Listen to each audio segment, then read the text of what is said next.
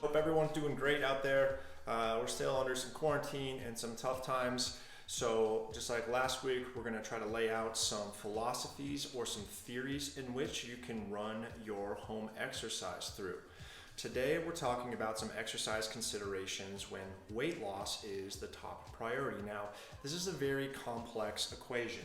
You have the food that you eat or the energy that you put into your body. And then on the other side of this, you have the energy that you burn or the cost of exercise and all of that good stuff. Now, both of these things have a dramatic impact on each other.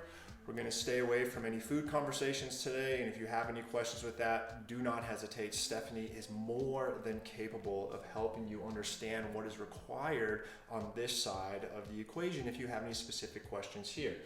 Today we're talking about exercise as it relates to weight loss, and that brings us down to our top 3 recommendations. So one of the first things that you can do to improve your overall daily energy expenditure is to improve or increase the total volume of movement. This is for some people a step counter or parking at the back of the parking lot to walk all the way in.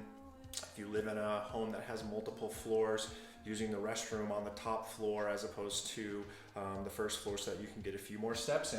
This is just simply trying to increase the volume of movement throughout the course of the day. If you're stuck in your home and you're not able to move, this is increasingly important at this phase. The second thing you want to consider when you're working on weight loss is trying to build some muscle. Building lean mass is really good. It's very metabolically expensive, meaning it costs a lot of calories to maintain mass. And an area where you can get a lot of return on your physical investment would be working the lower body and improving some leg strength.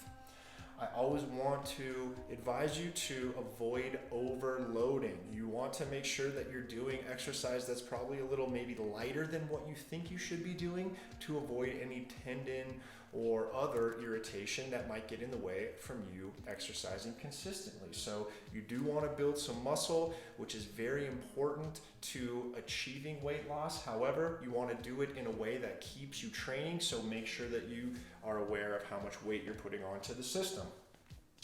The last piece of advice is some fasted cardio. Now, what does that mean? That means that maybe one of the first things you do in the morning before you eat is get a little bit of long, slow distance exercise. So long, slow distance work means somewhere in around a heart rate that's about 180 minus your age. That's about typically the metabolic threshold for most people. So that would help you define what long, slow distance effort should look like. That should happen for 20 or more minutes ideally, and the more you can get of that, the better. The fact that you're fasted means that you're primarily using fat as that source of energy. However, you do have to get through the sugar stores in your muscles to make sure that you are burning fat. Doing that fasted can really drive that bus. Another option you have in that vein is some low intensity interval work. Low intensity interval work, contrary to high intensity interval work, means that you're staying on the lower end of your heart rate zone as you're working through. You're going to spend a little bit more time, so maybe like anywhere between 6 and 12 minutes. You're going to rest for about the same amount of time that you worked. So if you work for 8 minutes on the bike, the treadmill, elliptical, or outside, you can then rest for about that same amount of time. To be efficient with your time, you could come up and do some lower body or upper body for that matter strength training, but you do want nice long recoveries if you're going to do some interval work to make sure that your body has cleared out all the metabolites of that particular exercise, that you're able to utilize oxygen again, and make sure that you're burning all energy substrates, both fat and sugars. So this low intensity work gives you an ability to work both ends of the spectrum, where the long, slow distance is more working on the side of the spectrum that's fat dominant or exercise that is fueled by fat primarily. So quick little recap, losing weight is very challenging, right? There are a lot of things that go into this equation, from the decision making to the food that you actually decide to eat.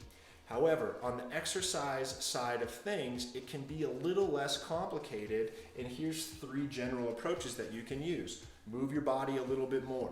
Make sure that you're developing some lean mass or getting stronger, and certainly figuring out ways to drive the metabolic bus into burning fat by either long, slow distance exercise or some low intensity interval training where the work and rest ratio is about 1-to-1 and you're working anywhere from 6 to 12 minutes. That would be more of a low intensity training session. So if you have any questions, leave them in the comment. We'll start to put up some exercises that kind of replicate this model. And again, let us know. There are lots and lots and lots of suggestions in this particular vein. This is just a mild, hopefully boiled down version that you can use very easily.